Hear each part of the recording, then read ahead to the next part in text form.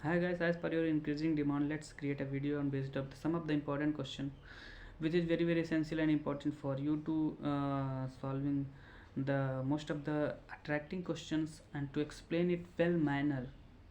Because when you write a questions answer in a well form, then you are indirectly attracting the teacher's attention towards your copy, and teacher will impress you to giving a best number, giving you full marks कह सकते हैं.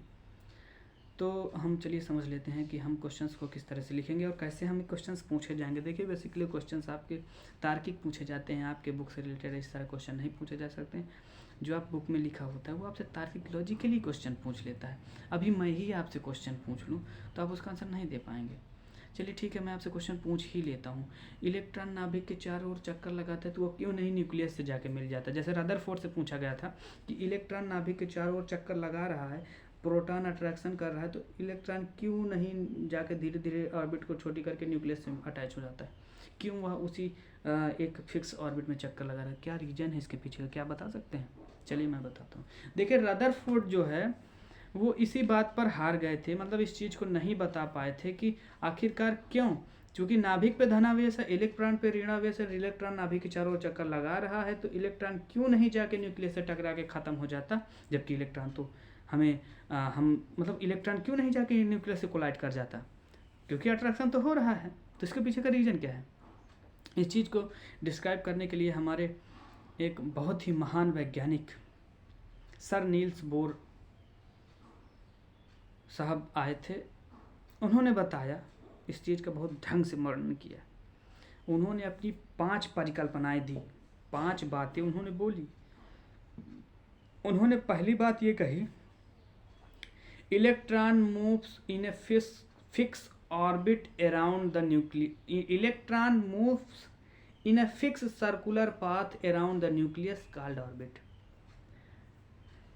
Electron नाभिक के चारों ओर एक वृत्तीय पथ पर गति करता है, उस वृत्तीय पथ को ऑर्बिट कहते हैं, कक्षा कहते हैं. दूसरी बात इन्होंने बताई, there are infinite number of orbit present in an atom.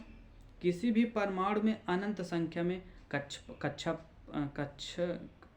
Orbit अनंत संख्या में उपस्थित होते हैं. तीसरी बात उन्होंने बताई, तीसरी बात में उसी के अंदर वो दूसरी बात बता रहे हैं, मानी ABC पॉइंट बता रहे हैं. उन्होंने बताया कि as per the increasing the distance from the nucleus we are actually increasing the energy of the orbital और इलेक्ट्रॉन. मतलब नाभिक से दूरी बढ़ने के साथ साथ अगर नाभिक से दूरी बढ़ती है या तो इलेक्ट्रॉन की या तो ऑर्बिट की, तो इसका मतलब है कि उसकी ऊर्जा में वृद्धि हो रही है. और ऊर्जा में वृद्धि होने का मतलब ही है कि स्थायित्व तो घट रहा है. और जब स्थायित्व तो घटता है तो दूर खड़े इलेक्ट्रॉन को ना एटम से बाहर करने के लिए कम ऊर्जा की आवश्यकता होती है, वहीं पर नज़दीक खड़े इलेक्ट्रॉन के लिए ज़्यादा ऊर्जा चाहिए होती है.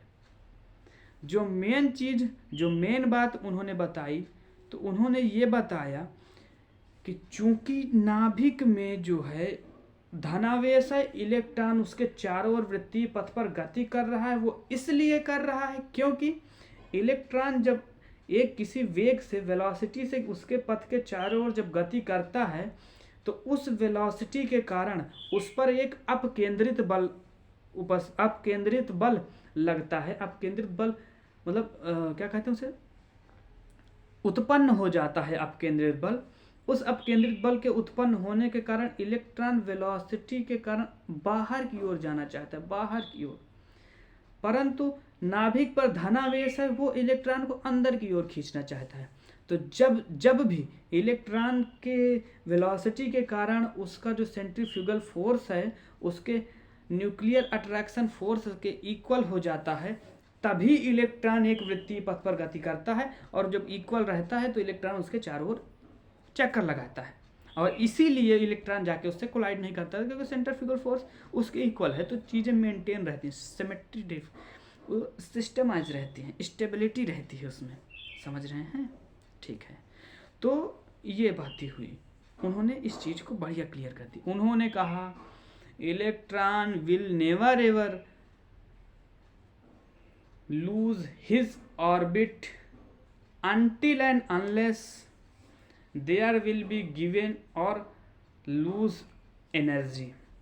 इलेक्ट्रॉन अपने नाभिक को जब तक ऊर्जा उसे दी नहीं जाएगी या ऊर्जा उसमें से निकाली नहीं जाएगी तब तक इलेक्ट्रॉन अपने नाभिक को नहीं छोड़ेगा। वो नाभिक, इलेक्ट्रॉन अपने ऑर्बिट को नहीं छोड़ेगा, वो ऑर्बिट पर ही बना रहेगा। उन्होंने बताया कि जैसे इलेक्ट्रॉन की ऊर्जा बढ़ती है, देखिए सारी चीज़ें उन्होंने पॉइंट वाइज बताई थी, मैं बता रहा हूँ, पॉइंट वाइज बताई थी। ही सेड दैट, अंग्रेजी हिंदी में दोनों बताता हूँ। उन्होंने ये बताया पहले इसका, उन्होंने बताया कि he said that when we give the energy to the electron by the external source, then electron after getting the energy will excited and give to the higher energy orbit, and electron will can stay in that orbit which energy will equal to the energy of the electron। मतलब electron को जब बाहर से ऊर्जा दी जाती है तो वह ऊर्जा को पा करके उत्तेजित हो जाता है, वह उसी ऑर्बिट में, बाहर के ऑर्बिट में चला जाता है जिस ऑर्बिट में उसकी ऊर्जा का मान बराबर रहता है। परंतु इलेक्ट्रॉन की स्टेबिलिटी नहीं रह पाती, तो इसलिए इलेक्ट्रॉन फिर से अपनी पुरानी अवस्था में आ जाता है कुछ ऊर्जा को उत्सर्जित करने के बाद। तो रदरफोर्ड ने बताया कि जब इलेक्ट्रॉन ग्राउंड स्टेट से एक्साइटेड स्टेट में जाता है और 10⁻⁸ सेकंड पर एक्साइटेड स्टेट से ग्राउंड स्टेट में आ जाता है, तो उस दौरान पे एक ऊर्जा निकलती है। उस निकली हुई ऊर्जा को अगर हम इलेक्ट्रोस्कोपिक फिल्म पर डालें तो वह इलेक्ट्रोस्कोपिक फिल्म एक ब्राइट लाइन निकलती है। उस ब्राइट लाइन को उन्होंने स्पेक्ट्रा कहा, और उस कई सारी ब्राइट लाइंस के समूह को उन्होंने स्पेक्ट्रम कहा। इस तरीके से उन्होंने स्पेक्ट्रम को डिस्क्राइब किया। जैसे इलेक्ट्रॉन एक्साइटेड स्टेट से ग्राउंड स्टेट में आ रहा होता है तो उससे एक ऊर्जा निकलती है, उस ऊर्जा को कहते हैं इलेक्ट्रोमैग्नेटिक रेडिएशन। क्या कहते हैं उसे, हाँ। और उस इलेक्ट्रोमैग्नेटिक रेडिएशन को जब हम इलेक्ट्रोस्कोपिक फिल्म पर डालते हैं तो एक ब्राइट लाइन होती है, और नंबर ऑफ ब्राइट लाइंस, कई सारे ब्राइट लाइंस के ग्रुप को हम स्पेक्ट्रम कहते हैं। उस एक ब्राइट लाइन को स्पेक्ट्रा कहते हैं। ये चीज़ उन्होंने अच्छे से डिस्क्राइब कर दी, ठीक है। अब ठीक है, उन्होंने बताया इलेक्ट्रॉनिक ट्रांजिशन मेक्स स्टेबिलिटी, मतलब इलेक्ट्रॉनों को स्थानांतरण स्थायित्व को प्रदान करता है। मतलब उन्होंने चीज़ों को बहुत बेहतर ढंग से क्लियर। अब उनमें जो कमियाँ